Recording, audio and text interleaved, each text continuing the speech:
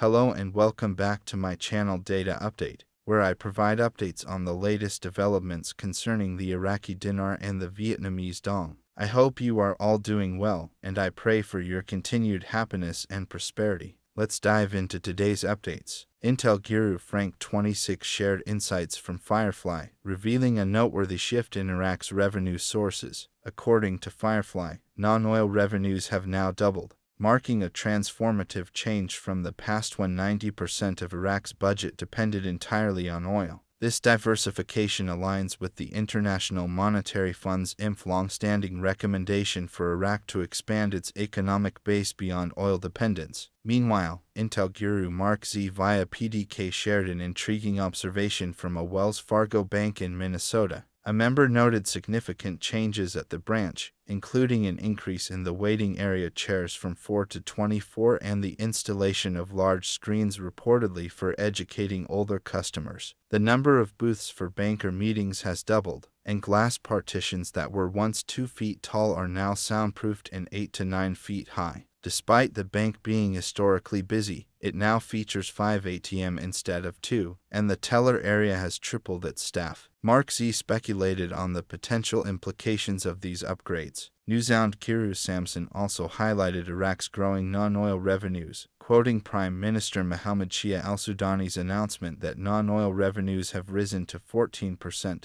doubling from their previous level of 7%. Similarly, Newshound Kiru Militiaman emphasized Iraq's readiness to integrate internationally. He noted endorsements from major global entities such as the IMF, the United Nations, and the Arab League as indicators of Iraq's preparedness for significant changes. While interpretations may vary, Militiaman stressed that this global recognition suggests Iraq is on the cusp of major international integration. Additionally, Newshound Guru Claire discussed a meeting between Masroor Barzani and a U.S. national security nominee, where they addressed recent developments in Iraq, the Kurdistan region, and the broader region. Their discussion emphasized strengthening bilateral relations and promoting regional security and stability. Intel Guru Frank 26 underscored the deliberate use of the term shock to describe Iraq's monetary reform, suggesting it signals a monumental event on the horizon. He explained that the cessation of currency auctions would surprise many Iraqi citizens, triggering questions and catching members of parliament and international markets off guard.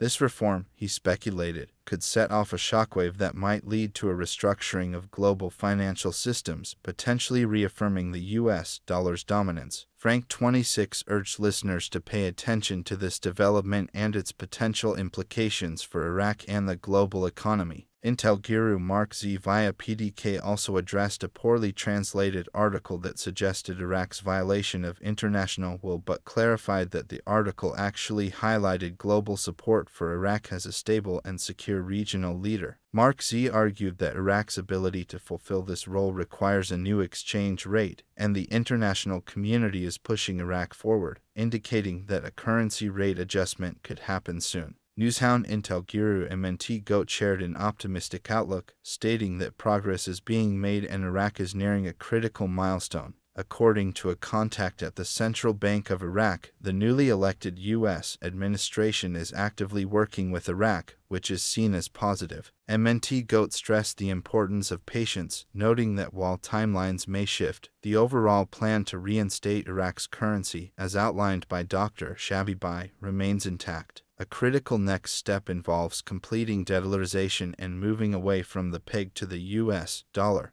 a transition that MNT Goat emphasized must occur soon to restore the value of the Iraqi dinar. On a different note, Sunday saw a slight decline in gold prices in Baghdad while remaining stable in Erbil markets. According to Shafak News, gold prices on Baghdad's Al-Ahrar Street recorded a selling price of 55,200 IQD per mythical, approximately 5 grams for 21-karat gold, including Gulf, Turkish, and European varieties, with a buying price of 54,800 IQD. The selling price for 21-karat Iraqi gold stood at 52,200 IQD, with a buying price of 51,800 IQD. In jewelry stores, 21-karat Gulf gold sold between 550,000 and 560,000 IQD per mythical, while 21-karat Iraqi gold sold between 520,000 and 530,000 IQD. Meanwhile, in Erbil, 24-karat gold was priced at 640,000 IQD per mithqal, 21-karat gold at 560,000 IQD, and 18-karat gold at 480,000 IQD.